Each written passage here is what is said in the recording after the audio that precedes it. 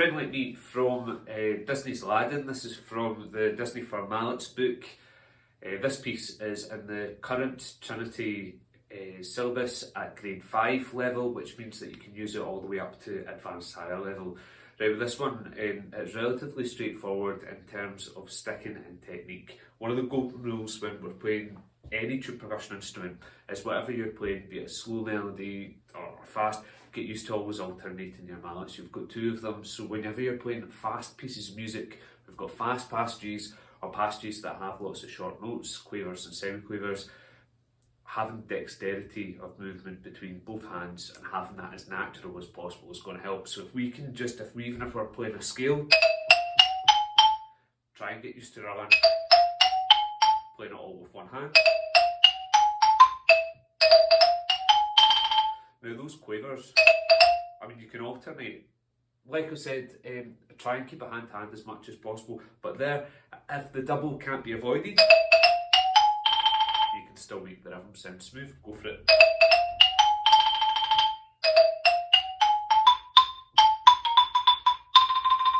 The fortunate thing about this being a verse and chorus, the first half of the verse is just repeated. So in that first section of the verse,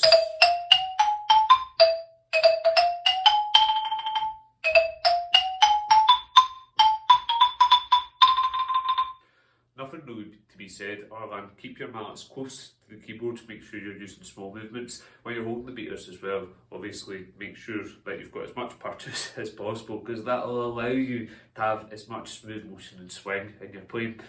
With that as well, now the accents that are on some of the rolled notes, I wouldn't play the whole thing as that an accent. I would probably just attack these, not quite as much as like you would for a 40 piano, but no one wants to hear the whole sustain of the note. As soon as you've got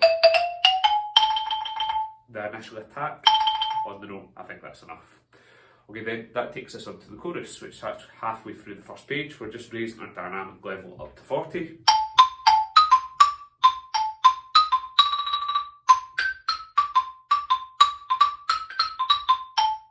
Now the good thing about this is when we play the second half of the chorus, it's almost identical. The only difference is the third bar. Now the first time we've played it, the rhythm is.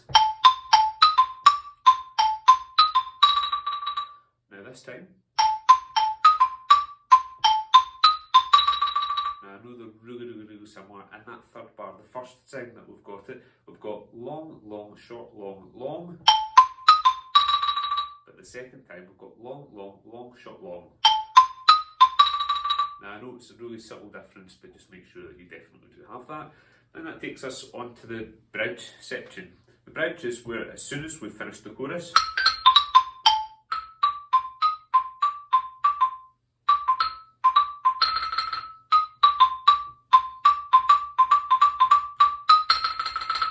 exactly the same thing, we drop down in dynamic and make sure, obviously we're only playing maybe a combination of 2, 3 different pitch here. There's around about E, E flat, D and C. Difficult thing is just getting the correct rhythm. So go through that and see. I would usually, my terminology is thinking of crotchets as maybe longer notes in this piece and quavers as shorter notes. So maybe even look at that going long, long, long, long, long, long, long, short, short, long, short, long, short, long, whatever way works in your head, just to make sure that we definitely get the differences between crotchets and quavers.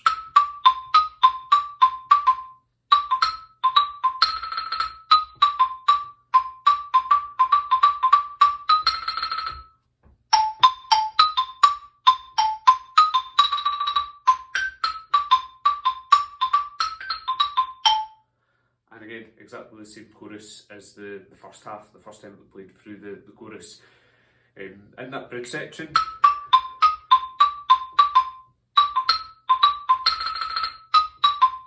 just watch out on that roll where we've played the start of the second line. Make sure it's not too long. If you roll that for more than 2 beats, it makes placing the E flat and the 4th crotchet, the 4th beat, quite difficult to find. 1, 2, 3, 4, 1, 2, 3, 4.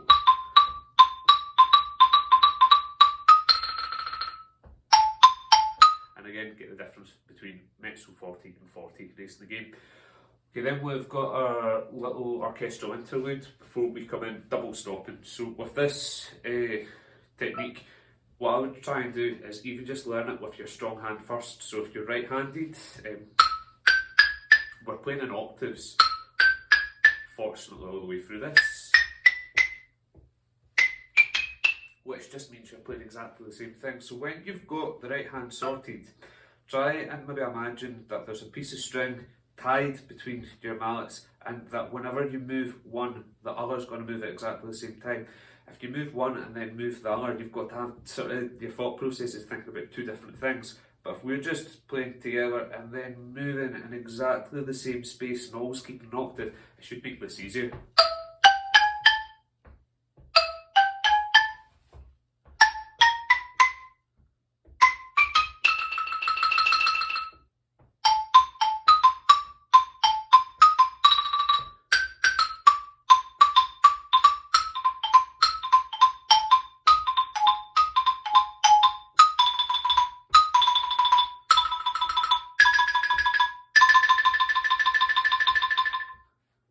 Okay, so throughout that, I kept on going because after the double stopping section, we've got our final chorus. Again, the thing that's different now is the rhythm and the 5th bar of this. So where we've got now, we've played the chorus at the start.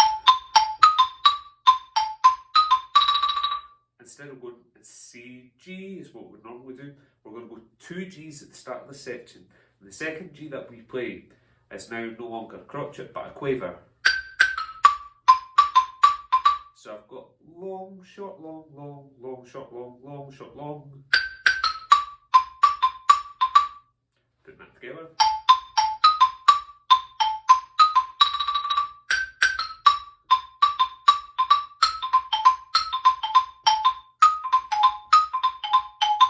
Now this coda, the ascending, as long as we have got E, C, C, A, C, we just do that twice.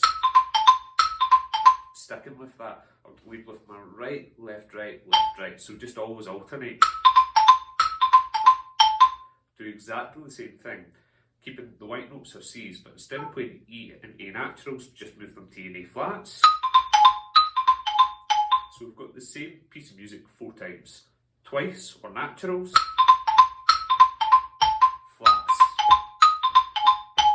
The only thing that remains the same there is the C. Then to finish off, if we've been playing on E flats,